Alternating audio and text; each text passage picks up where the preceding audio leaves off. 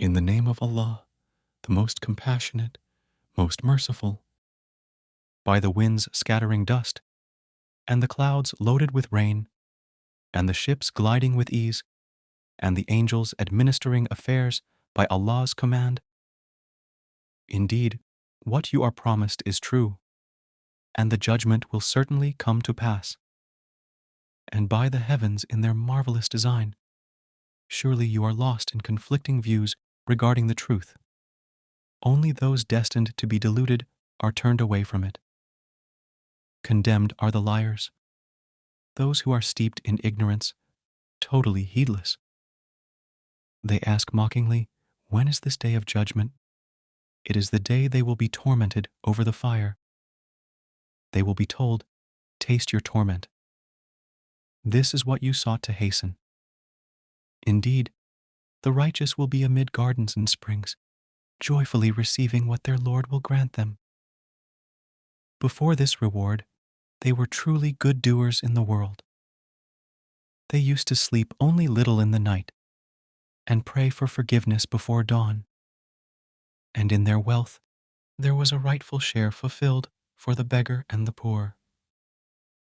There are countless signs on earth for those with sure faith, as there are within yourselves. Can you not see? In heaven is your sustenance, and whatever you are promised. Then by the Lord of heaven and earth. All this is certainly as true as the fact that you can speak.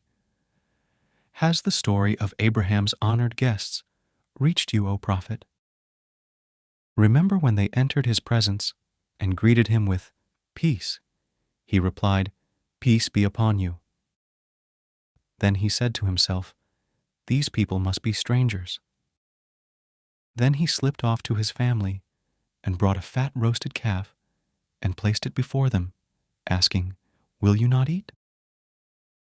They did not eat, so he grew fearful of them. They reassured him, "Do not be afraid," and gave him good news of a knowledgeable son. Then his wife came forward with a cry, clasping her forehead in astonishment, exclaiming, "A baby from a barren old woman." They replied, "Such has your Lord decreed. He is truly the all-wise, all-knowing."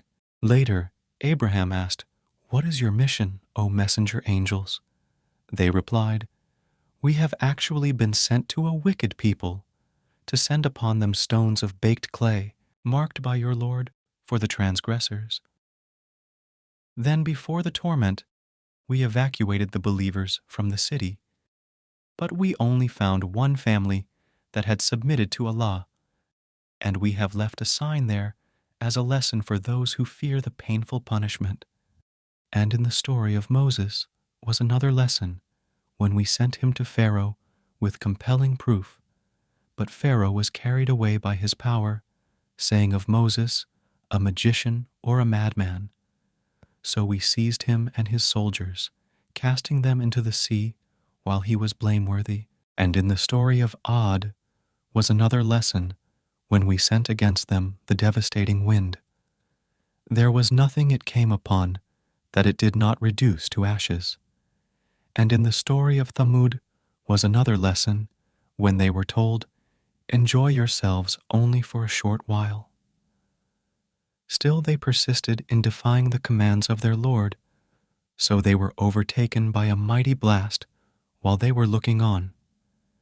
Then they were not able to rise up, nor were they helped, and the people of Noah had also been destroyed earlier. They were truly a rebellious people. We built the universe with great might, and we are certainly expanding it. As for the earth, we spread it out. How superbly did we smooth it out, and we created pairs of all things. So perhaps you would be mindful. So proclaim, O Prophet, flee to Allah. I am truly sent by him, with a clear warning to you, and do not set up another God with Allah. I am truly sent by him, with a clear warning to you.